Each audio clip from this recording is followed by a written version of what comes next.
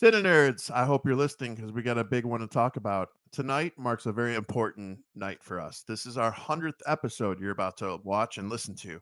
So please, we hope you enjoy it, but we got a few things to tell you before we start it. Go ahead, JP. 100 episodes. It's took us 2 years, actually under 2 years to get here, but we've done it. 100 episodes. There's a lot of podcasts that don't get this far. They give up before they even get started. Here we are at 100. So here's to 100 more, and we want to thank all of you in our live chat. Not just all of you in our live chat.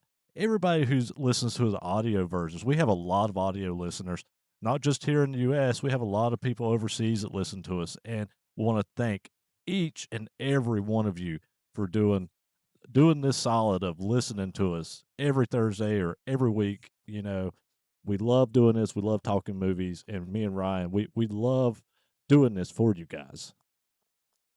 Yes, and to piggyback off that, so for me, the ability to consecutively we haven't had to repeat an episode or we haven't had to show a rerun. We've kept consistent and bring new material every Thursday. And you guys have shown up in the chat. You guys have been engaging. You guys have been there with us, ranking your own movies, telling us what you like, your dislikes. And we love hearing it. We want to keep that growing. So we can't tell you what this means to us to keep bridging this forward and to keep playing, playing movies and reviewing them and telling you our thoughts and hearing yours. It just means everything to us. So sincerely, from the bottom of our hearts, thank you very much for being here through these 100 episodes. All righty. And again, thank you from the bottom of our hearts. And now we're going to dive into our weekly episode. Here's Bring Her Back.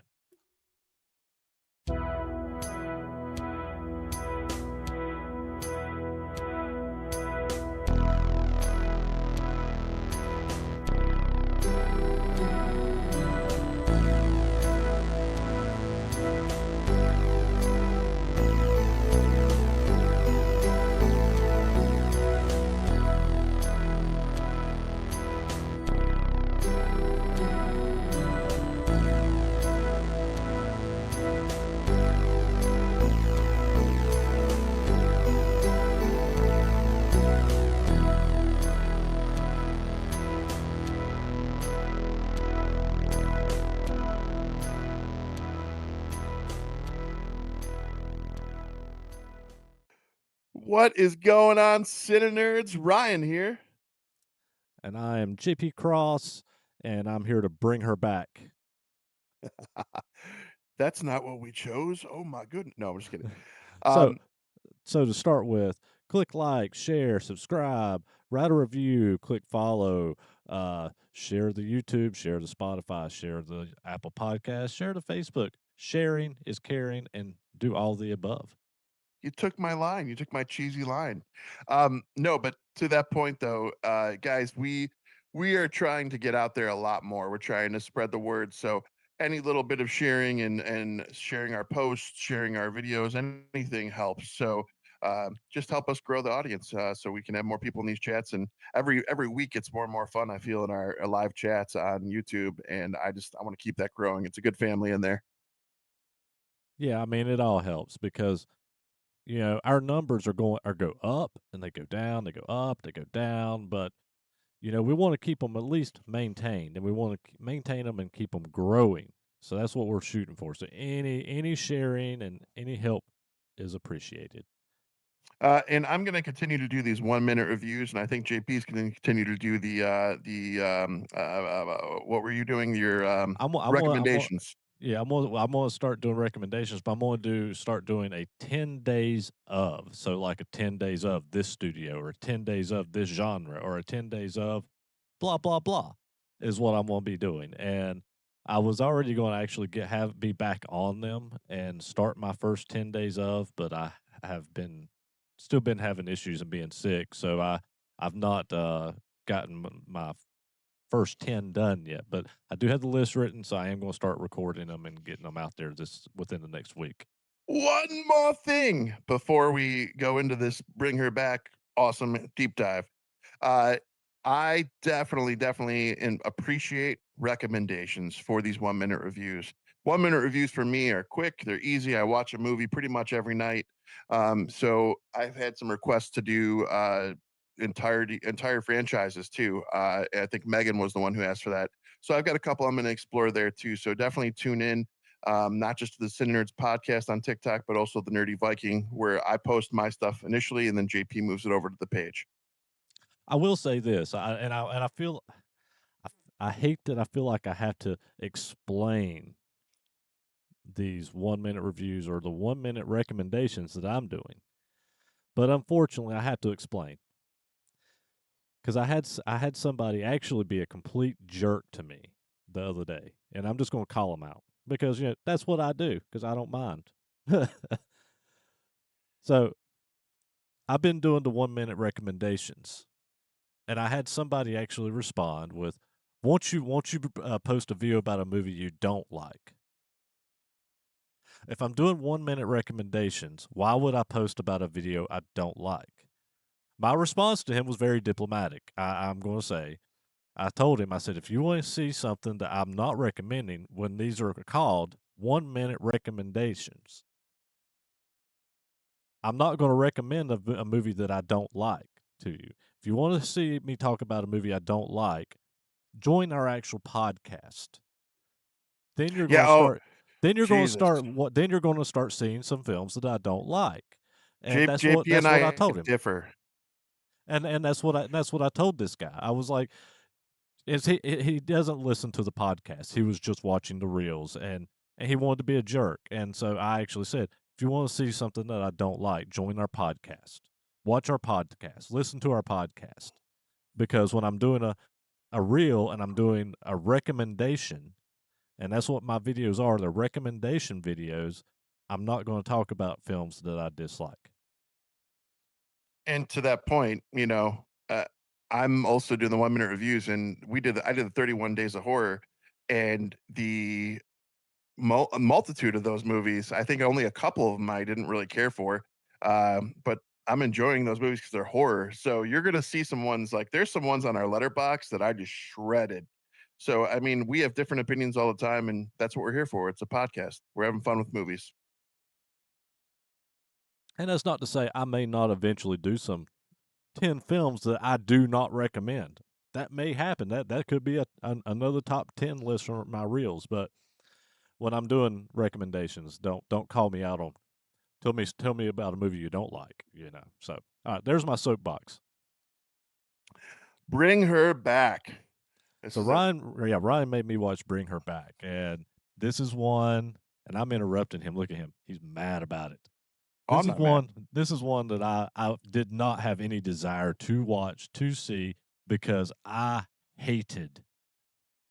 You hear that, guys?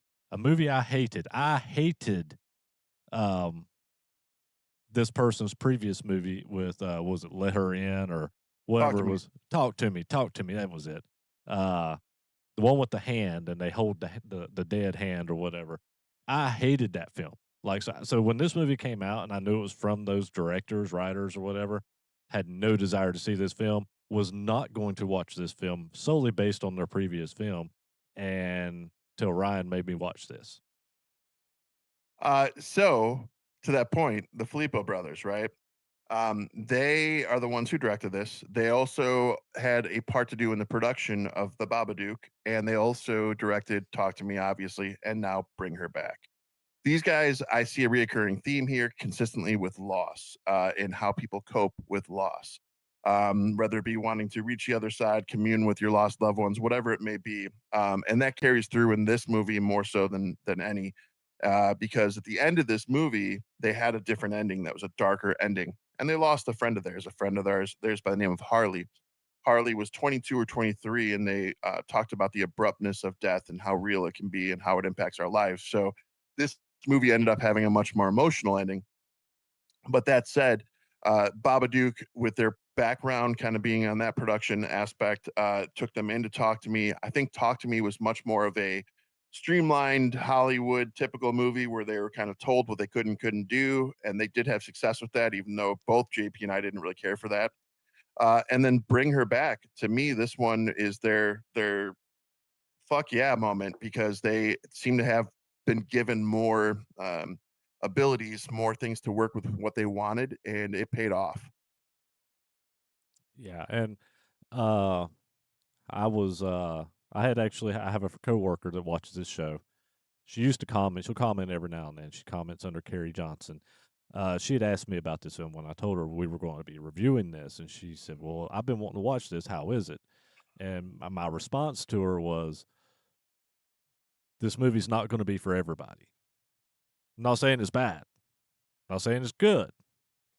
We'll wait till the end for that. But I am going to say this movie is not going to be for everybody.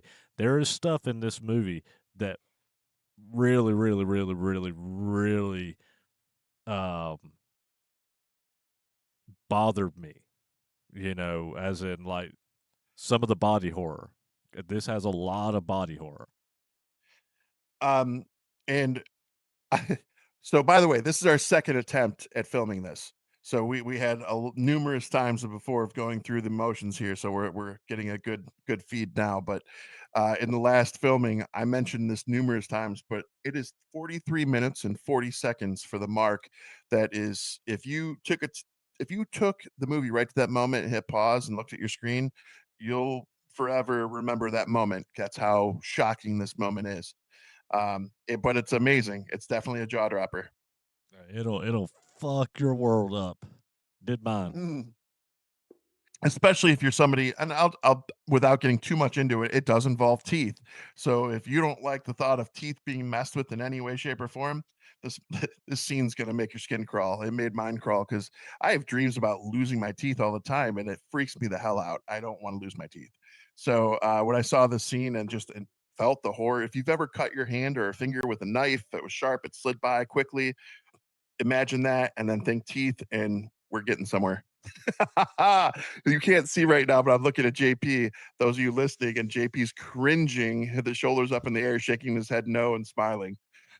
It's rough, man. It's a hard watch. Now, and like I said, and we was recording this for our technical difficulties. We recorded all this before.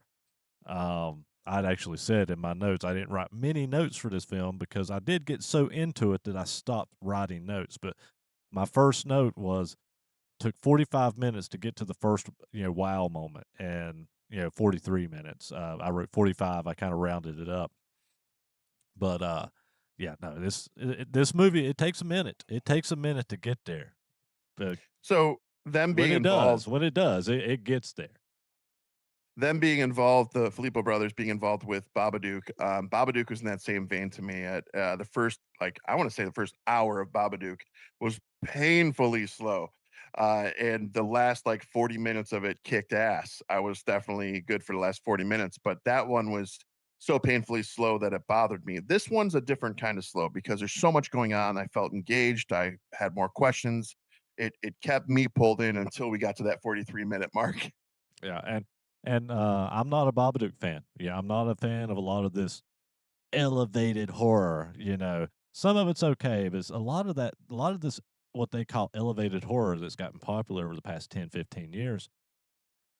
It's a bog. A lot of these movies are a fucking bog. It's like it takes an hour and a half to get to the something that's actually good, and it's like, Yeah, why? we talk about this often. Our favorite word with movies is pacing. Like pacing can either kill a film or it can make the film amazing. So if you keep them pulled in, cool. But this whole fucking hour long build up in a 2 hour movie is not necessary. Let's get right into it. Yeah, yeah. It's like a song. If you don't have that hook within the first few seconds of a song, you've already lost your audience. It's, Absolutely. it's it's the same with movies. If it takes you a fucking hour to get there, to not give me much of anything until an hour into it, you've lost me Now that's as a viewer. now that said, the first 10 minutes pulled me in for this movie because in the first 10 minutes The first 10 you had minutes of the this has a bit of a hook in it. I will say that this movie is slow for the first 45 minutes, but the first 5 minutes of this film will hook you in. It's yeah, just that because it's that 40 minutes in between that first 5 minutes and that big scene at 43 minutes is it's a bit of a slog. so that said, let's dig into this a little bit. So that hook, that first 10 minutes, you see a bunch, it's a VHS recording a bunch of what looks like cult like people and possessed people in a room. And then it goes from there to this stepsister, stepbrother. The older brother's almost 18. The younger girl's, I'm guessing 10. I don't know her age exactly. 10 to 12, somewhere in there. She's older. But their father passes away and they show everything as it happens. We don't know how. JP and I discussed that bothers us a little bit, but there are some elements that kind of may or may not explain that. Um, but the that first 10 minutes, I was like, "Okay, this is interesting. I'm intrigued." And then from there, it's a lot of, okay, these 2 are going to a foster home now that their father's deceased because their mother was already out of the picture. They're going to a foster home, they're being placed, and then in that instance, they start noticing little things that are happening. So it takes a while, but some of the things that are happening, those question marks for me are what kept pulling me in. Yeah, and the big thing for me was what annoyed me for really for a good point part of this film was how did the father die? You know, the father dies. They find him. He's covered in vomit in the shower, and it doesn't explain. It just says, "Oh, your father's dead," and they send him to foster care. And it's never really explained how he actually dies.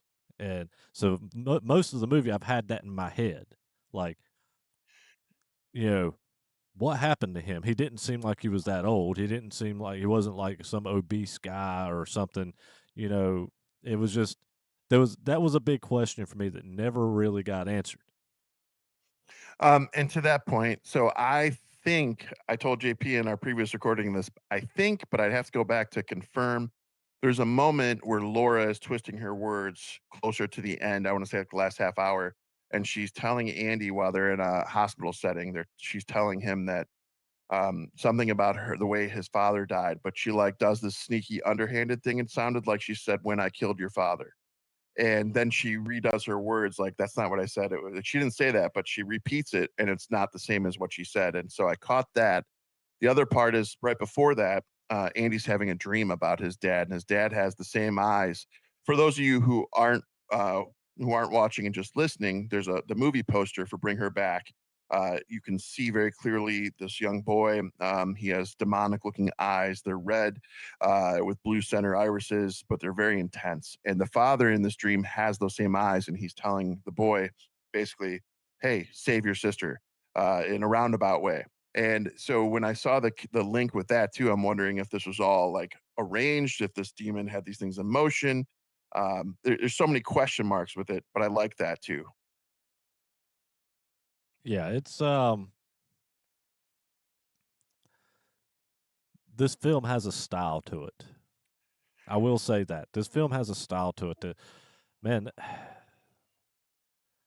it's it's creepy. And it keeps you interested. Just the shots alone. I mean, with kind of like you were saying, that shot with him seeing his father come into the shower, you know, with him, or into the bathroom while he's in the shower. That sounded a little fucked up.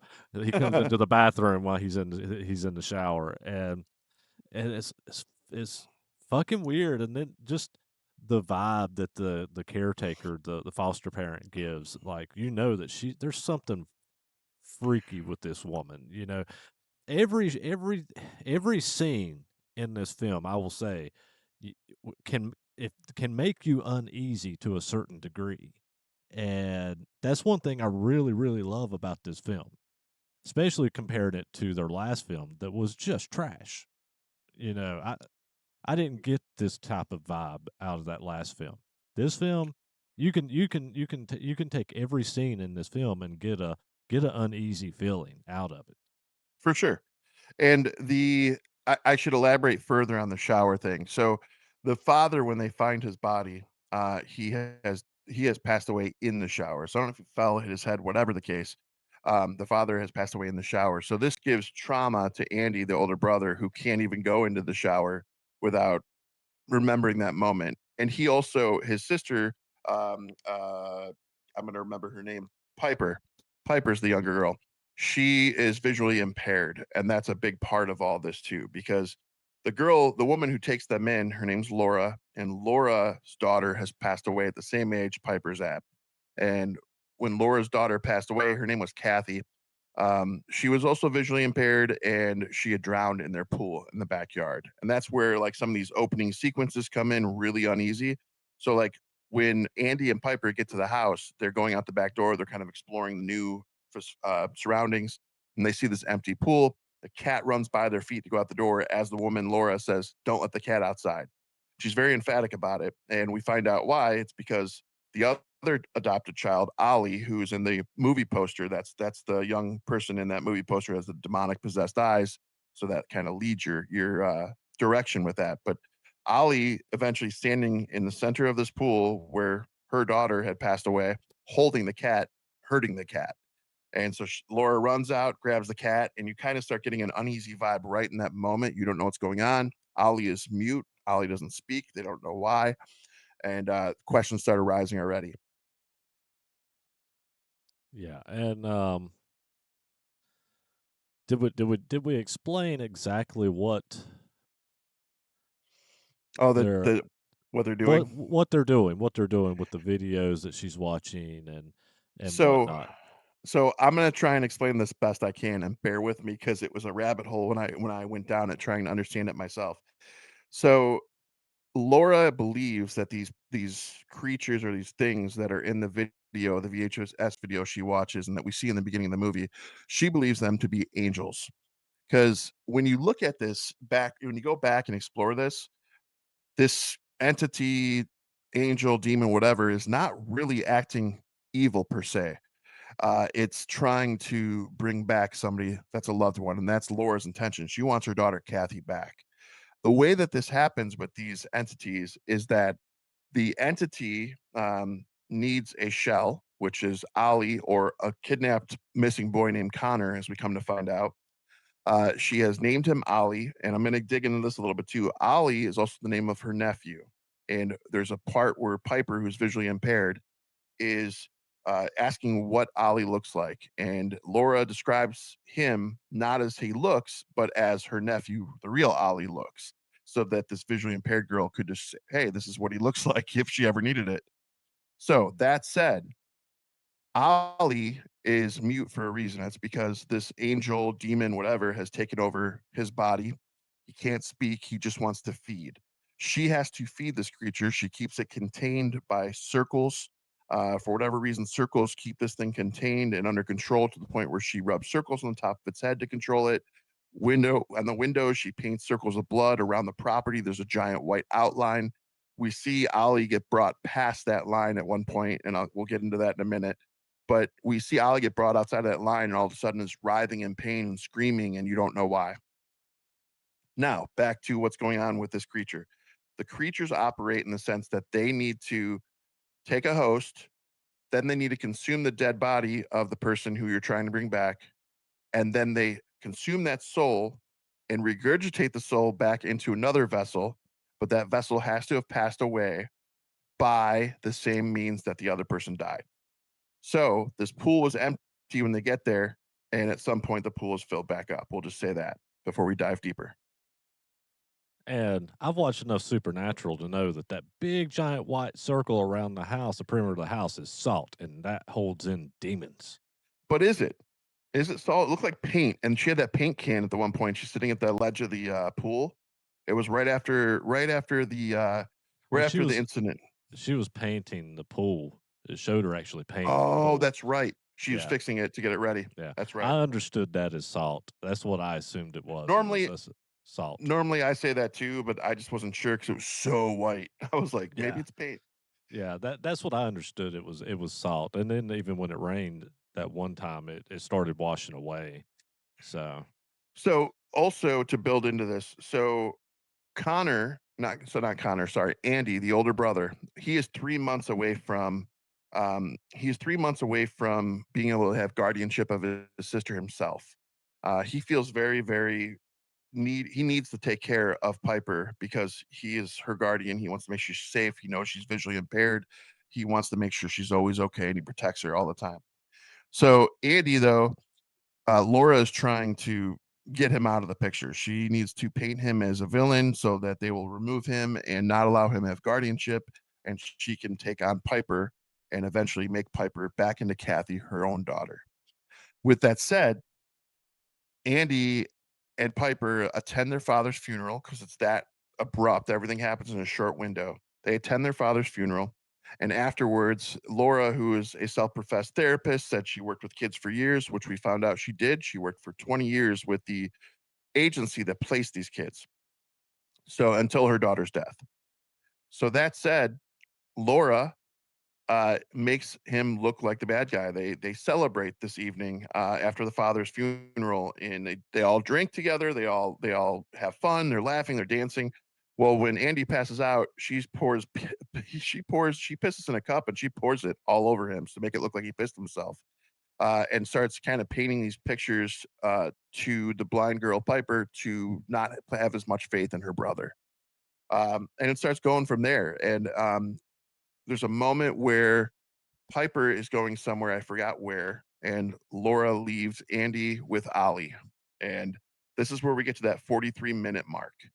43 minutes and 40 seconds. Ollie is handing a snack, or sorry, Andy is handing a snack to Ollie.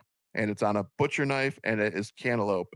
And just hands it to Ollie, thinking Ollie'd be fine with it. And he goes down, he's looking at pots and pans, he comes up, and you can hear the palate bone grinding against the blade of the knife as this knife is in his mouth. He's just chewing on a knife straight up with that cantaloupe. You see teeth, you see everything. It is so visually intense, and it took me back.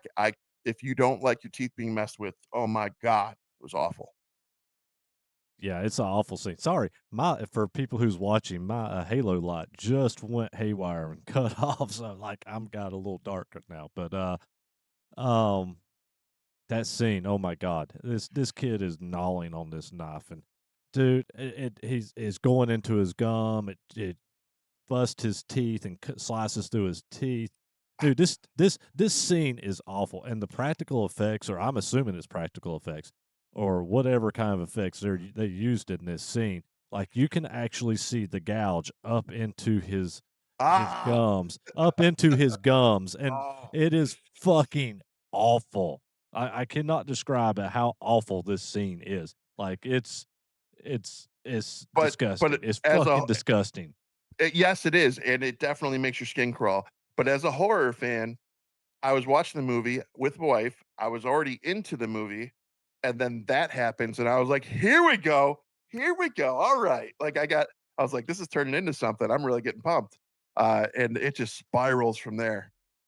Yeah, no, it's and from this point on, this movie actually does really, really, really pick up. And from here, this is what I was talking about, where Andy thinks that he's like, "I need to get Ollie to the hospital. I need to get Ollie to the hospital," and starts taking him outside of the house. Ollie's not doing anything except for complaining about getting towards that line. So he's just screaming and whatever as they get towards the line, but he's not in pain from what he's just done to himself. So as they get to that line, that he freaks out because they cross the line. He can't move. He's paralyzed, screaming in pain. And Laura gets home at that moment. Why did you take him out of the house? Why did you take him out? And she pulls him back inside the line, and things start to calm down. But she has to take him upstairs to the room area where she keeps Ollie, and she has to do the circles on top of his head and show him play this a videotape with the chanting in the background Mhm. too. So it's creepy shit. Yeah, yeah. There's so much. Uh, I mean, there's a constant thing with the circles, and then she even does it with blood across on the window outside when he goes really crazy. And there's another really grotesque scene, and for life of me, right now, I cannot remember how it gets to it, but he starts ripping at his arm. Oh, and he's eating his own arm. Yes, He's literally yes. biting his arm and pulling back pieces of skin. Yeah, and I mean, and ripping. How about when he's Ah. how about when he was because he was so hungry because he's trying to consume his soul, he starts eating the wood table and swallowing all the wood Oh splinters. yeah, yes, yes, and he's literally Jesus. you literally see the gouged teeth and stuff that he already ate from the knife, ripping into this wooden table, and just So, there is so much body yeah, horror in this. Like this last what 45 minutes, it 50 has to minutes of be is just, I mean, it's fucking grotesque. It's fucking gnarly, and I'm gonna be honest I don't know if I love it or if I fucking hate it. Like it's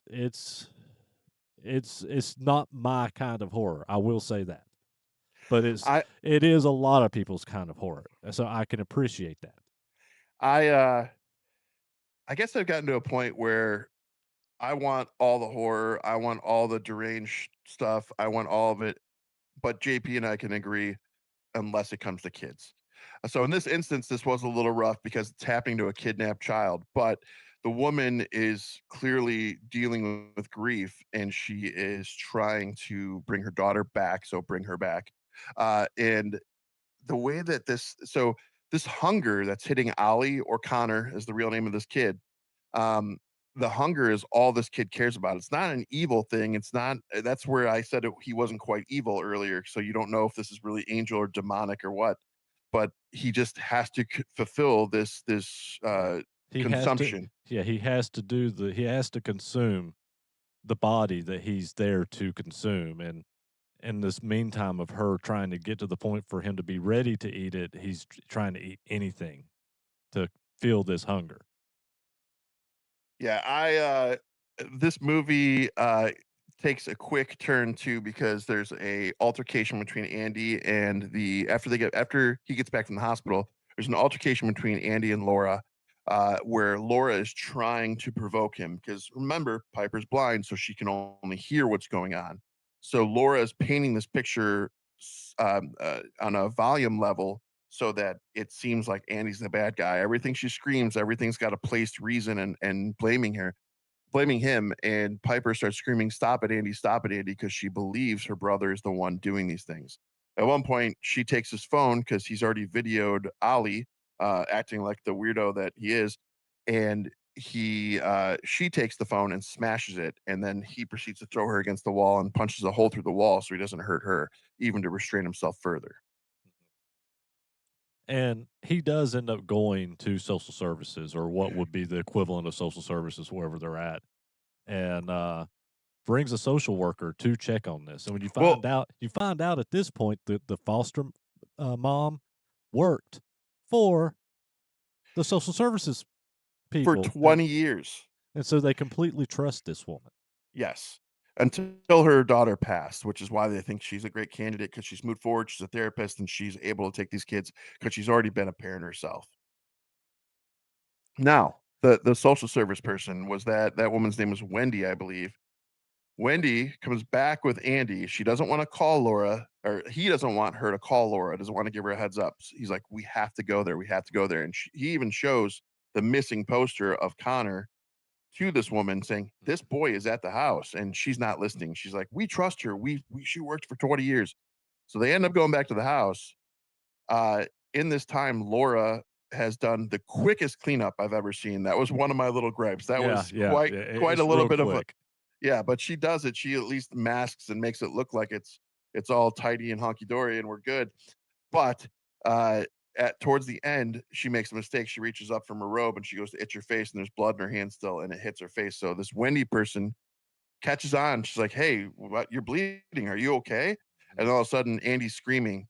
The Wendy woman runs to Andy. She breaks free from Laura. Laura falls on the ground crying.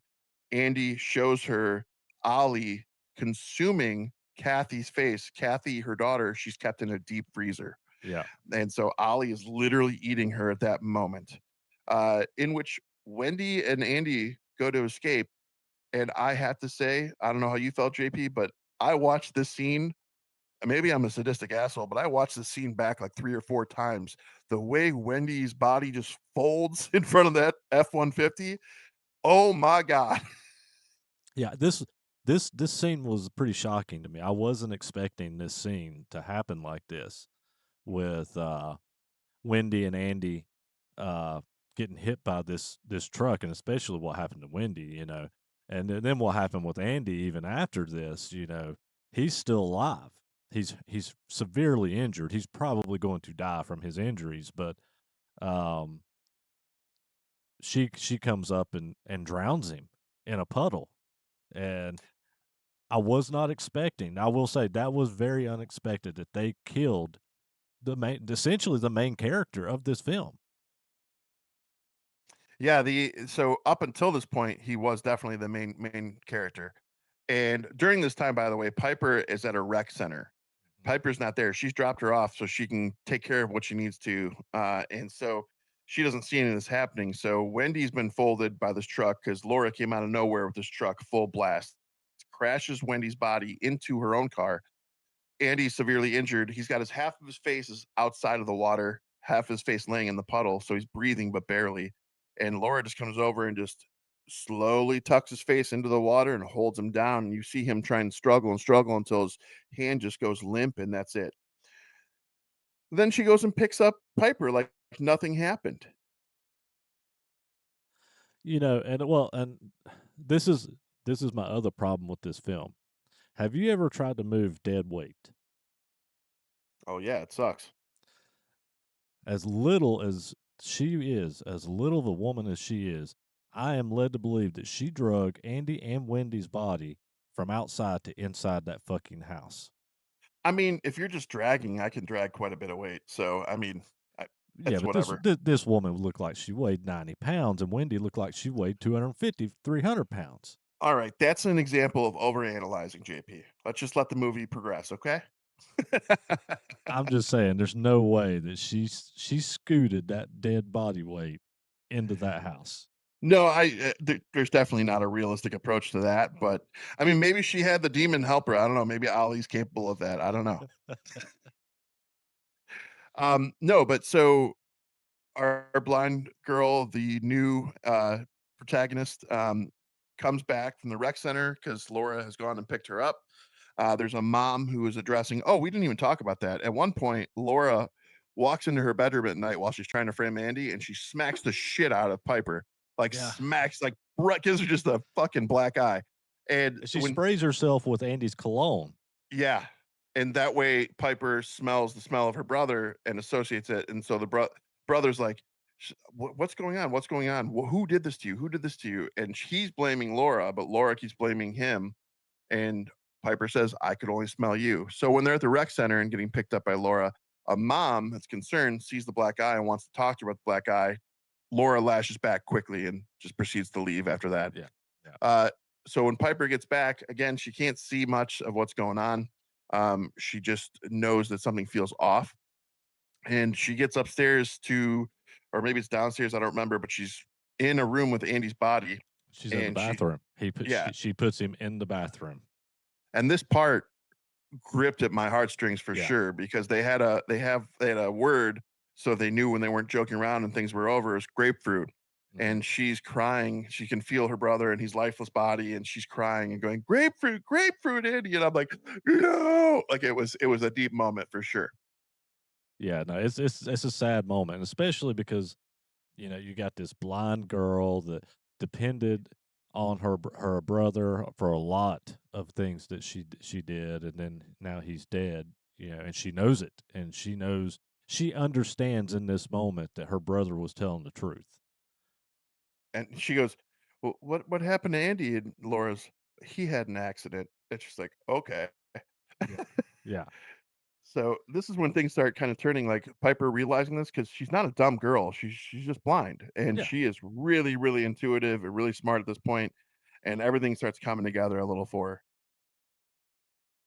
Yeah, and she ends up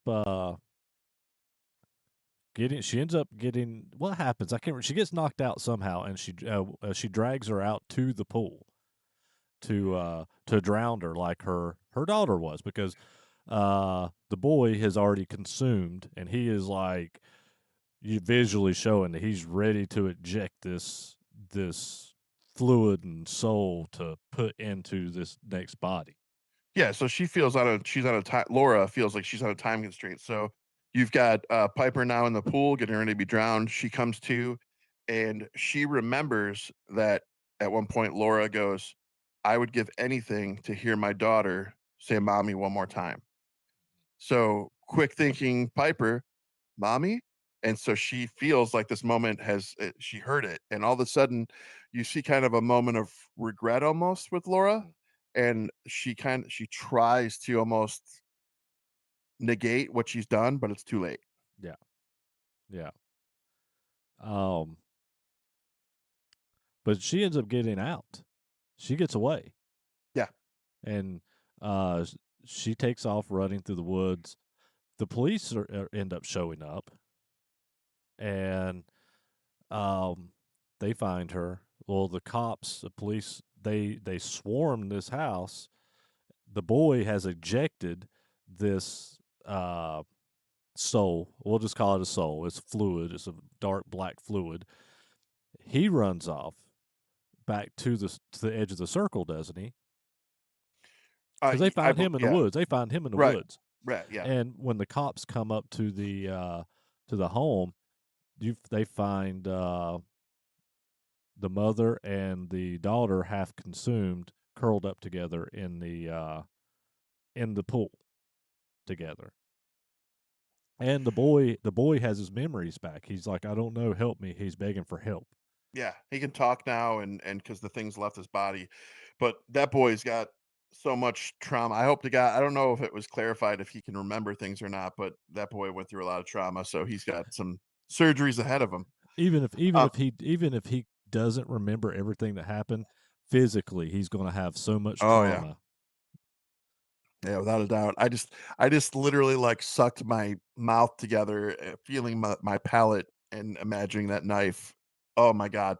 Anyways, I feel like a lot of the effects here were definitely practical effects, and that was another big thing for me too. At least came across as practical.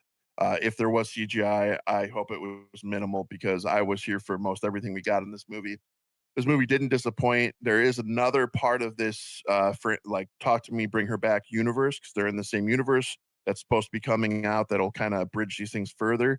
But in an interview, the Filippo brothers said something to the effect of, "It's happening on the same street. I would hate to be their neighbor," is what he said, which was weird for me because Talk to Me, I think, was America. This wasn't. So we'll see how that all. I thought Talk to Me was like in Australia or someplace. Because isn't this in Australia? Yeah, yeah, I yeah. thought Talk to Me was in Australia as well. Well, if it is, then I'm wrong, but but either way, if I'm curious to see where they go from this, and I hope it's in the same direction they're heading because Talk to Me did not pull me in, and I've talked about this too, but it's one of those movies that made me not wanna see Bring Her Back, initially, and I would have been really sad if I'd slept on it. There's a lot of movies I've slept on recently, and I went back to and watched, and I was like, "Holy shit, why was I not watching this sooner?" And this is definitely one of them that I didn't watch right away. I actually thought about going to the theater, but Talk to Me was so meh that I didn't. So this is a solid movie. I was happy we watched it, and this one was one of the better ones in 2025 for me so far. I'll get there in my review. Fair. Uh, Box office budget. I picked this and I didn't look. It's I so didn't look funny. either. I didn't look Okay. either. Well, I can So pull it up if you real want to quick. pull it up real quick, I'm gonna go with the budget. I'm just gonna off this seat of my pants. I'm gonna say between 8 and 10 million. A little off, but not far. Estimated budget was 15 million. Okay. And do you have any guess on the gross? There's a Gross. there. I think this movie did okay. I don't think it bombed. I don't think it did great either. I'm gonna say 20 million. So gross US and Canada was just shy of 20 million. Gross worldwide was 40 million. Okay. All right. So if I was doing domestic, I would have been on it. Yep. So No, I don't think this movie did horrible by any means. And gross worldwide, I mean, you went more than double what your budget was. I don't know what their hopes are for those numbers with the studios, but I hope this is enough to keep them going because, again, I want to see where they go from here. yeah, this is definitely 10 steps up from the Talk to Me movie because that was just garbage. I didn't, so I enjoyed it, but at the same time, it was like okay, like it wasn't beautiful, it wasn't amazing, it did nothing. Like I don't want to rewatch it. But this movie definitely was completely different. I think I've seen this movie already 3 or 4 times at this point. So, Yeah. All right. Well, I'll go ahead and dive into my review of this. So practical effects are amazing. The story itself is it's a fun story. I love the idea of this woman wanting her daughter back so much that she actually dives into whether she thinks it's an angel or a demon. She goes to an extreme of whatever level This is an extreme level to bring your daughter back, and it's so it becomes an interesting story. The scenes are almost all the scenes make you uneasy in some capacity. This film, start to finish, will make you a bit uneasy. I will say the first 40 minutes of this film, outside of the opening hook, is kind of a bog. But after that first 40 minutes, this movie picks up, and it's good. It's damn good. The body horror is extreme, and this may sound weird of me because I love films like Terrifier and things like that. Films like that have a lot of body horror. Even movies like The Reanimator, has a lot of body horror. And you go to some of these older 80s films that have a lot of body horror that I like. This is a whole fucking different level of body horror. This is, I want to say that it's not for me. That this type of body horror is not for me because I just cringed the whole fucking time. I fucking cringed to the point that I hated it. So, that being said, I will never watch this movie again.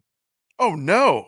I will never watch this movie again. And I'm not saying that because it's a bad movie. It's actually a good movie. And if you like this type of horror and this type of body horror, and you're going to fucking love this film. I'm going to rate this movie high, but I'm going to rate this movie high with the idea of it's not going to be for everybody. But I can't deny that the film is a fucking amazing horror film. But it's just an amazing horror film that I never want to watch again.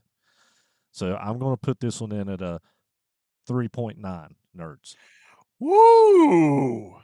All right. After how much you hated Talk to Me, I didn't expect that high, if I'm being honest. Yeah, no, and yeah, if this was anything like Talk to Me, this film would have been like a 1 point something. Like I fucking hated Talk to Me. This movie is good. This movie's damn good. It's just this isn't a movie for me. This isn't going to be a movie for everybody. This movie gets pretty extreme, and it's a hard watch. But I can't deny that this movie is a fucking good horror film because it is. So for me, uh, the movies that I'll never watch again either are really crappy or they're too much. I'm gonna say the name of a film I vowed never to speak even the name again. But a Serbian film. That's one of those films that I watched that once. I walked out 3 times while I was watching it. My friend who asked us to watch it, I told him he's one of my best friends. I told him I hated him every time I walked out, and I came back in because I waited for the scene to be done. Uh, that movie is one of those ones that's to a whole another level of fuckery that I won't fuck with again. So that one is kind of where my line in the sand's drawn. So this stuff, like I'm here for Bring Her Back. This is an amazing film. I said I've already watched it 3 or 4 times. I like the concept. I like the fact that we're dealing with a possession film, but it's a controlled possession, which is interesting because usually it's not a controllable scenario. So those things combined with a solid story, and even like I told JP this earlier too, but like I like when the pacing might feel slow, but you're still invested in that slow time because there's so much going on. You have so many more questions that leaves your mind open to imagination. You can kind of take it where you need to in your head, but with keeping those questions, you still are drawn in. So when I got to that 43-minute mark and we saw the knife and the teeth, that one that hooked me right there. I was good with that 43-minute wait. I love the story of the unfolding of the way everything happened. I like that we were kind of blindsided with a main character kind of taken out. Wasn't expecting that. All these things made for an amazing film to me. I'm right with JP on this one, with 4 nerds for me. I took this up into the fours. I probably would have gone higher, but Talk to Me, unfortunately, is in the same universe. And Talk to Me, I'm also right with JP. I probably would have put it at 2 nerds in that realm for that. So Bring Her Back is leaps and bounds above Talk to Me.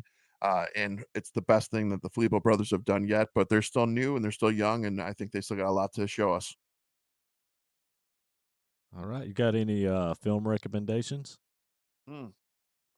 Yes, and it's one I'm going to try and get you to watch. It's a. Oh wait, did I already talk about it? I think I already said Match. I already talked about Match.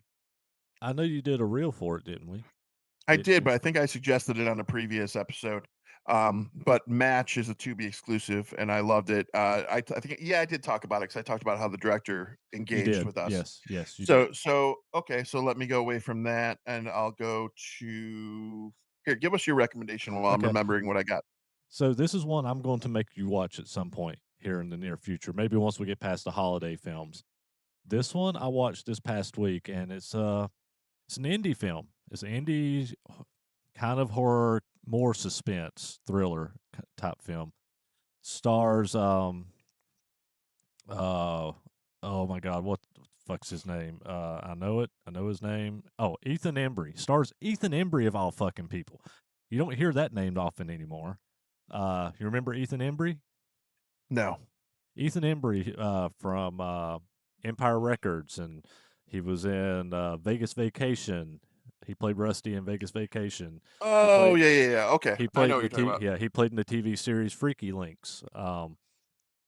I always liked Ethan Embry, and I watched this film solely on the fact that it's an older Ethan Embry, and he's doing an indie film, and it's a film called Alma and the Wolf, and this movie it's an odd one, man. I mean, it's pretty low budget, but it looks great. It looks really good.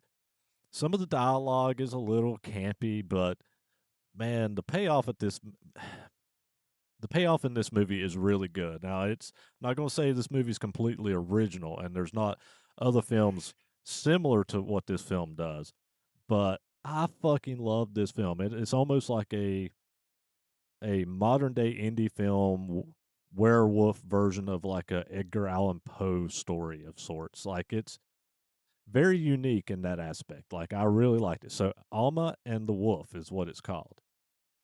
Um, my recommendation that I just watched, and I also did a little video on.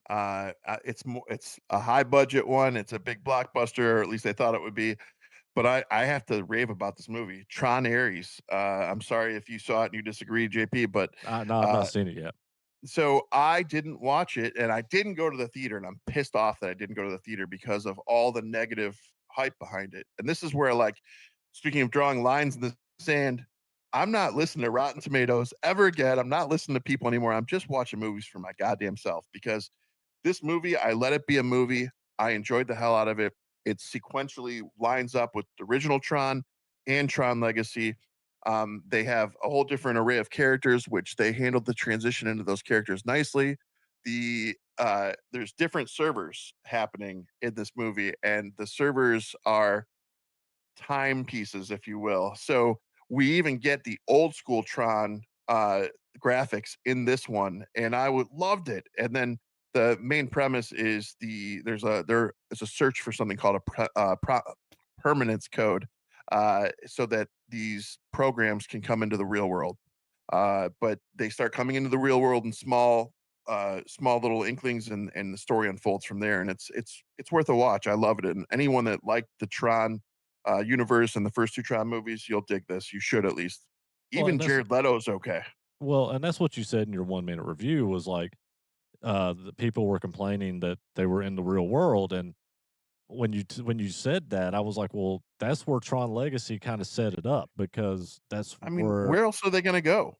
that's where the girl was part of the computer. She was a computer program. She came out with him with the son into the real world. So that was to me at the end of Tron Legacy where this film was coming, where it was supposed Yeah, to go. So it was to the real world. he already gave the permanence code to her, so she already is out there. So there's a search for this permanence code still, and it's so well set up for another one that I would hate to see that not happen because of stupidity and online people thinking they're the experts of what should happen in movies. We'll find out in another 10 years. Maybe if we're lucky, but that's all I got. uh, yeah, I do want to see it. I wasn't anti not going to see it. I hadn't had time, and I've been, you know, dealing with other shit and haven't been to the theater in a couple weeks. But that one was one I wanted to go see, and I haven't. And now we're recording this, and this is the week that this comes out a week after this movie comes out, but it comes out this weekend. Uh, the new Predator film, you Yeah, I'm know. excited about this. I'm really So I'm really thinking about trying to go watch the Predator this week. Because I do want to go see it. So there's been a few things out. Tron was one of them, but I'm probably gonna have to wait for digital for it. It is still in the theaters. I did see that it is still in one of the theaters down here. I thought about it, but I'm probably gonna so wait for digital. so you're prepping for tour, and so we're batch recording these now. But how about we go see the Predator and we simultaneously release our 1 minute little things or whatever reels, and we'll see where we stand with it. Okay, We'll we can do compare that. them. We can do that because I'm gonna probably try to go tomorrow or Friday. I think the same here. So Okay. All right. All right. Well, CineNerdsPodcast.com. That's where you can get all your CineNerds goodies. And there's all of our Spotify links. There's our Apple Podcast links. There's our YouTube links. There's all this stuff. I want you to share this stuff. Share our YouTube. Share our Apple Podcast. Get people to subscribe, like, follow, leave reviews. Do all this stuff. You can do all this stuff from CineNerdsPodcast.com. I have everything on there. You can follow mine and Ryan's letterboxes there. Um, you can follow me on Facebook. Follow me on Facebook. I know Ryan has his more private. I've been sharing my stuff, like my 1 minute recommendations from my personal Facebook, but I've been attaching them to the Cine Nerds Facebook. Uh, so I've been re-uploading those reels up to our YouTube channel. So check all this stuff out. It's out there in multiple locations. You can follow us on TikTok. You can follow the Nerdy Viking on TikTok where he's posting his 1 minute reviews. So all this stuff is there, and I haven't got his Nerdy Viking link to the .com, but I'm probably going to do that since he's doing his 1 minute reviews from his Nerdy Viking TikTok. so with that, I just so you know, on the Nerdy Viking, I kind of made a personal page. So I've got all sorts of weird shit on there, but we'll be posting my movie stuff on there too. And then typically, because JP has the access to our TikTok, so typically I just post on there. He grabs it and throws it on our Cine Nerds one too. So if you're not following mine, that's fine. If you want to just stick to the Cine Nerds, All righty. And there's also on CineNerdsPodcast.com, there is a shop. What can they find on that shop there, Ryan? they could find hoodies, T-shirts, coffee mugs. And by the way, I was told recently that the coffee mug was not meant for the dishwasher and it was not meant for the microwave by our lovely company that does it. And I figured, hey, I'll buy another one if it doesn't work out. So I've been testing it. And let me tell you, Angie, your product holds up. Seemingly Perfect Designs is the name of the company. I haven't had any issues. My coffee mug's amazing.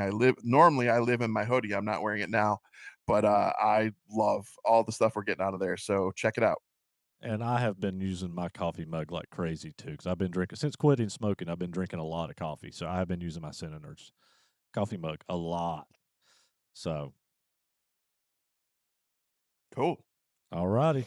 Until next week, and next week we're getting ready to get into our Thanksgiving theme stuff. So next week, be here for planes, trains, and automobiles. We're taking it back with a classic on this one. All right. Till next time. Later. Peace.